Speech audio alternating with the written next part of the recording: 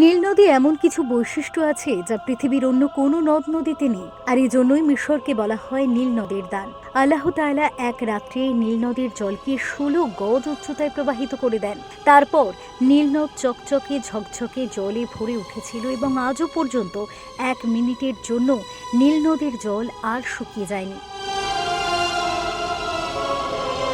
হিজরি 20 সনে ইসলামের দ্বিতীয় খলিফা হযরত ওমরের শাসনামলে বিখ্যাত সাহাবী হযরত আমর ইবনুল আস নেতৃত্বে সর্বপ্রথম মুসলমানেরা মিশর বিজয় করেন। মিশরে তখন চলছিল প্রবল খরা, কারণ নিয়ম অনুযায়ী সেই সময়টি ছিল নীল নদীর জল শূন্য হয়ে পড়ার সময়।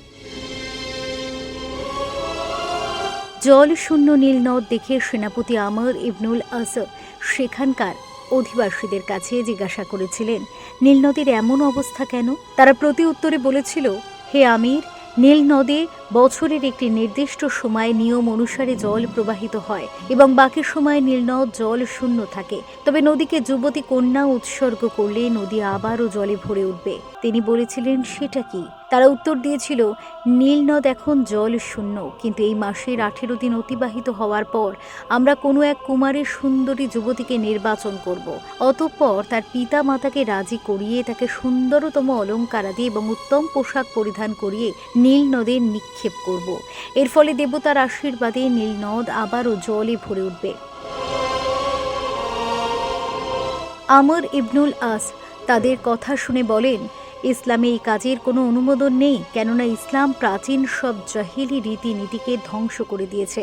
অতঃপর আমিরের কথা মতো তারা সুন্দরী যুবতী উৎসর্গ করা থেকে বিরত থেকে পরপর 3 মাস জলের অপেক্ষায় বসে থাকলেন, কিন্তু নীল নদে কোনো প্রকার জল বৃদ্ধি পেল না। উপায় না দেখে সেখানকার আদিবাসীরা দেশত্যাগের কথা চিন্তা করতে শুরু করলেন। নীল নদের এই অবস্থা দেখে আমর খলিফা ওমরকে সবকিছু জানানোর সিদ্ধান্ত নিলেন এবং সকল ঘটনা লিখে তিনি খলিফাকে পত্র প্রেরণ করলেন। আমরের পত্র পেয়ে খলিফা ওমর নীল নদকে উদ্দেশ্য করে একটি পত্র লিখে আমরের কাছে প্রেরণ করলেন এবং পত্রটি তিনি নীল নদের কাছে পৌঁছে দিতে নির্দেশ দিলেন। নীল নদের প্রতি লেখা ওমরের পত্রটি তার নির্দেশ মোতাবেক আমর ইবনুল আস নীল নদের তীরে গিয়ে নদীতে নিক্ষেপ করেন পত্রটিকে। পরের দিন শনিবার সকালে মিশরবাসী অতি আশ্চর্যের সাথে লক্ষ্য করল, আল্লাহ তাআলা এক রাত্রে নীল নদীর জলকে 16 গজ উচ্চতায় প্রবাহিত করে দিয়েছেন। তারপর নীল নদ চকচকে ঝকঝকে জলে ভরে উঠেছিল এবং আজও পর্যন্ত 1 মিনিটের জন্য নীল নদীর জল আর শুকিয়ে যায়নি। মুমিন মুসলমানেরা সর্বদাই মহান রব্বুল আলামিনের নির্দেশিত পথে চলেন। আসুন আমরাও মহান আল্লাহ তাআলার অসীম দয়া লাভে, তার নৈকট্য লাভে বেশি বেশি নেক আমল করি। রব্বুল আলামিন আমাদের সকলকে সরল পথে চলার তৌফিক দিন। ব্যুরো রিপোর্ট, নবীন নিউজ।